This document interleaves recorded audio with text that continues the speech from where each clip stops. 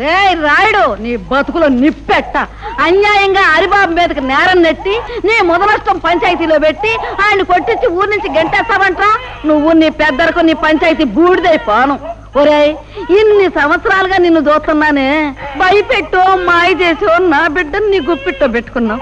నా కూతుర్ని అల్లుడిని ఊరి నుంచి తరిమేశావు.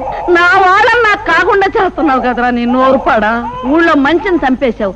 నీ మాటకి ఎదురు లేకుండా చేసుకున్నావు కదరా సచ్చినాడా. ఇవాళ హరిబాబు నీ ఆటలు సాగనివ్వటం లేదనేగా ఆడి మీద అంత నిందేశా. ఒరే రాయుడు, ఈరిగాడు కూతురికి అన్యాయం చేసింది నీ కొడుకేరా. వాళ్ళిద్దరూ కలిసి తోటలెమ్మటా దొడ్లెమ్మటా తిరగటం నా కళ్ళారా చూశాను రా ముదనష్టం చచ్చినాడు. రేయ్, నిన్నంత తేలిగ్గా వదలనురా.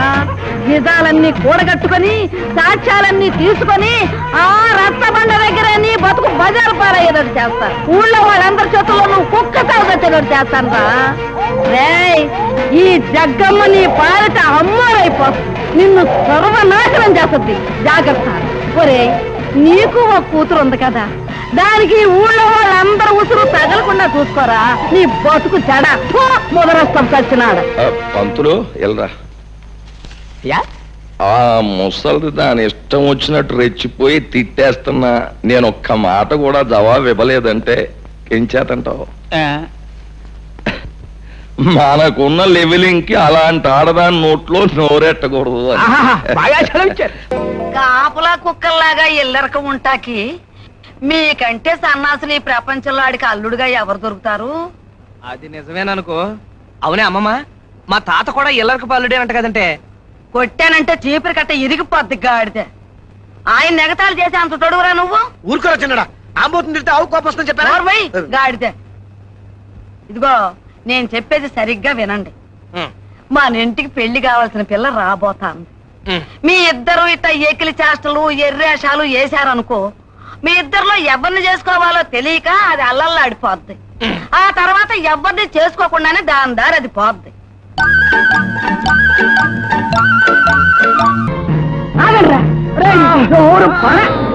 పంతులు చచ్చినాడా ఏంట్రా చెప్పే ధర్మం?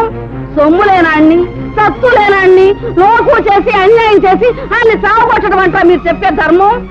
రేయ్, ప్రాణానికి భయపడి ఈ ప్రజలంతా మీరు చేసే పాపాలు చూస్తా ఊరుకున్నారా?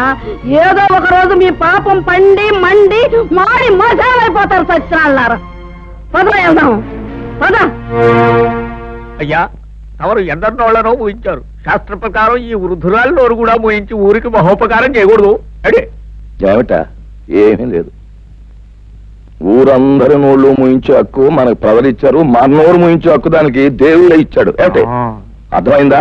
పదపోదాం. నేనేదో పల్లెటూరు పిల్ల అనుకున్నాను. పల్లెటూరుది అయితే ఆమె కింద బొట్టు కాటుగా సరిపోతుంది. చదువుకున్న పిల్లకి పౌడర్లు, స్నోలు, లిప్స్టిక్స్, అబ్బబ్బబ్బా ఎంత ఖర్చు. పైగా మీ అమ్మాయికి 18 సంవత్సరాలు అంటున్నారు. ఇంకో 82 సంవత్సరాలు భరించాలన్నమాట. బాపురే.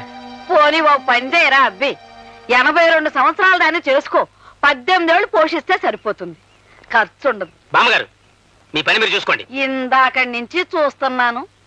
పాపం ఆయన పిల్లనిద్దామని వస్తే మీ ఇద్దరు ఆయన అలా కుమలు పడుస్తారేంటి? ఓరే అబ్బాయి, నీ అంట నీ ఇంటికి రావాల్సిన పిల్ల నీ చిటికి నేలు పట్టుకుని ఒద్దిగ్గా రావాలిరా. అంతేకాని వేలకు వేలు పట్టుకుని దర్పంగా కాదు. అల్లుడు, పొద్దున్నే ఆవుని దోణ్ణి తీసుకుని అటేపు వెళ్తున్నావు ఎక్కడికో? అదే మావా, వాటి కువ్వెక్కువైందని మార్నింగ్ వాక్ తీసుకెళ్ళా. మనుషులకే కాకుండా పశువులకు కూడా మార్నింగ్ వాక. ఆహా బాబు, ఒరే రాంబాబు, ఆవుని దోణ్ణి ఎవరో ఓడి తీసుకుపోయారా? ఎవడో విప్పుకుపోయాడా? మార్నింగ్ వాక్ తీసుకెళ్ళానని చెప్పావు. నువ్వు నోరు మూయి. రోజు 10 సేర్లు పాలు ఇచ్చేది వీళ్ళ అమ్మ కడుపు.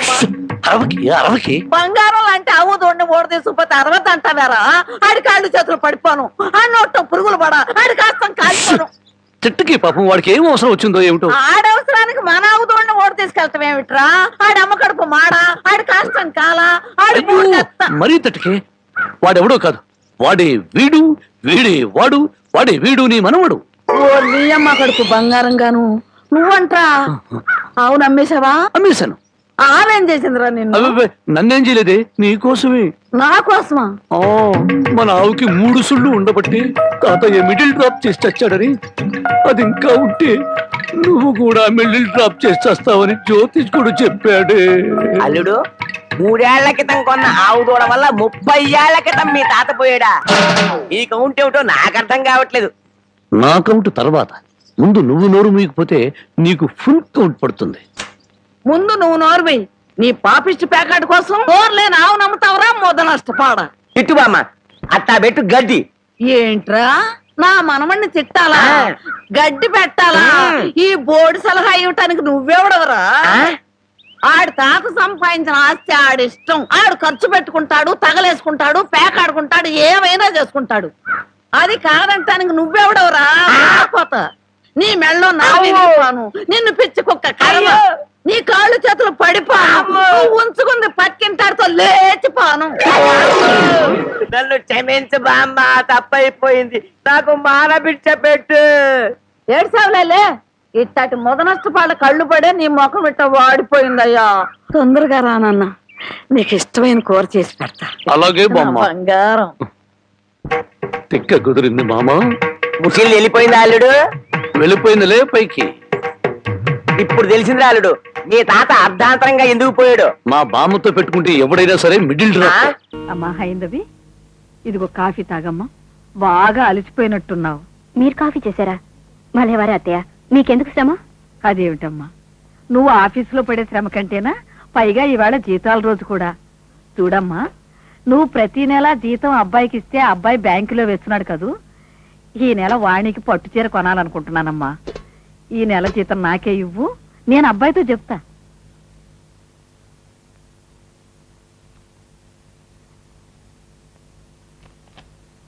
ఇదిగోండి.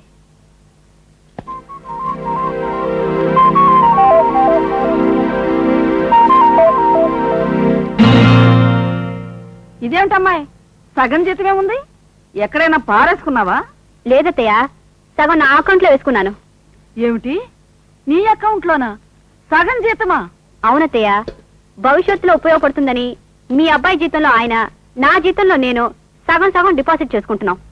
ఇదేం సుప్పనాథ నాటకమే నా తల్లి. మీ అమ్మని నాన్నని ఇంట్లోంచి పొమ్మనేసరికి సగం జీతం తీసుకెళ్ళి అలా యాదాన్ని కొట్టొస్తున్నావు. నాకు తెలియదు అనుకుంటున్నావా?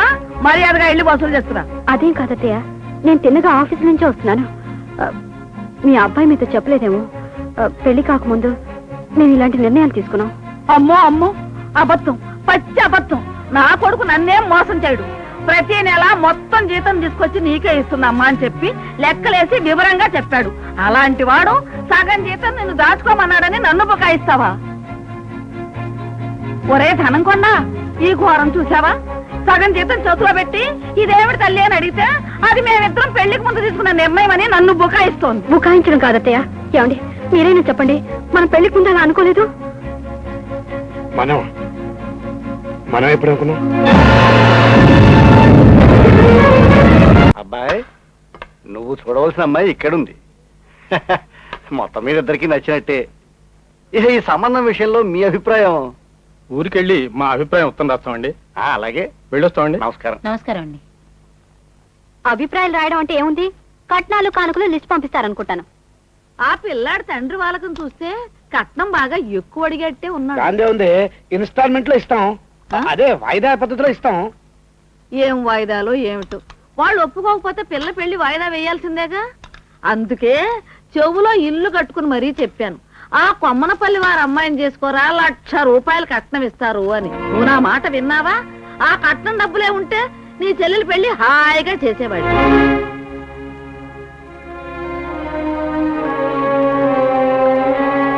అవసరానికి కాళ్ళు పట్టుకుంటారు, అవసరం తిరితే చేతులు కడుక్కుంటారు, అంతే మరి.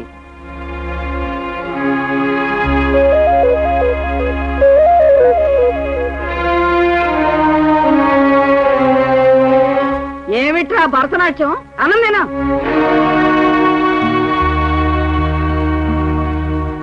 అయ్యో అయ్యో, ఈ ఘోరం విన్నారా?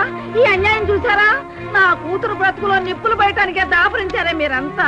నేను అనుకుంటానే ఉన్నా. అసలు ఏం జరిగింది అత్తయ్య? ఇంకేం జరగాలి తల్లి? ఆ వచ్చిన పెళ్లి కొడుకు నా కూతురు నచ్చలేదంట, నీ చెల్లెలు నచ్చిందంట. మీకు ఇష్టమైతే పెళ్లి చేసుకుంటామని ఉత్తరం రాశారు మాస్టర్ పేరున. అయ్యో, ఇదేం కర్మత్తయ్య? ఇదంతా నేను చేసుకున్న కర్మమ్మా. ఏమీ ఎరగనట్టు నంగనాచిన వేషాలు వేస్తున్నావు గాని అసలు నువ్వు కాదు. నీ చెల్లెల్ని డోబుగా ముస్తాబు చేసి 1కి 10 సార్లు అటు ఇటు పెళ్లి కొడుకు ముందు తిప్పావు. కావాలనే నా కూతుర్ని దిష్టి బొమ్మలా తయారు చేసి కూర్చోబెట్టావు. నేను అప్పుడే అనుకున్నా ఇది ఇట్టాగే జరుగుద్దని. అత్తయ్య, భగవంతుడు సాక్షిగా నాకు అలాంటి ఆలోచన కూడా లేదు. నా మాట నమ్మండి అత్తయ్య. నమ్మానమ్మా. నేలకు పోయేది నెత్తికి రాసుకున్నాను. నీతో పాటే నీ అమ్మ అబ్బా చెల్లి ఇక్కడే ఉంటారంటే పోనీలే ఏదో తలదాచుకుంటారనుకున్నాను. ఇట్ట నా కొంపకే నిప్పెడతారనుకోలేదు. వాళ్ళు ఇల్లు వదిలిపోతేనే గాని నా కూతురు పెళ్లి కాదు. అసలు ఎన్నాళ్ళు వాళ్ళని ఇక్కడ ఉంచటం నా బుద్ధి తక్కువ. క్షమించండి అక్కయ్య, మా వల్ల మీకు ఇబ్బంది కలుగుతుందని మేము ఎప్పుడు అనుకోలేదు. మీరు మనస్ఫూర్తిగా అంగీకరిస్తే ఉంటున్నాం కానీ ఇలా మనసు కష్టపెట్టుకుంటే మీకు బరువుగా ఒక క్షణం కూడా ఇంట్లో ఉండవు. మేము ముగ్గురు ఇప్పుడే వెళ్ళిపోతాం. కానీ ఒక్క మాట, మా వల్లే మీ బిడ్డకొచ్చిన సంబంధం తప్పిపోయిందని మీరు అనుకుంటే మమ్మల్ని ఏమైనానండి, ఏ శిక్ష అయినా విధించండి. కానీ హైందవిని మాత్రం మనసు కష్టపెట్టకండి. ఎందుకంటే వాణి తన ఆడబడుచునే కాదు, ప్రపంచంలో ఏ ఆడబడుచు జీవితంలోనూ అక్రమంగా జోక్యం చేసుకోవడం మా హైందవి తత్వం కాదు. జానకి, పెట్టి సర్ది మన పాతింటి పోదాం. పొండి, నన్నేం భయపెడుతున్నారా? ఇంత జరిగిన తర్వాత ఇంకా ఏ ముఖం పెట్టుకుని నా ఇంట్లో ఉంటారు? వెళ్ళండి. నువ్వేం బాధపడకమ్మా. నీకెంతకంటే మంచి సంబంధం తీసుకొచ్చి పెళ్లి చేస్తాను.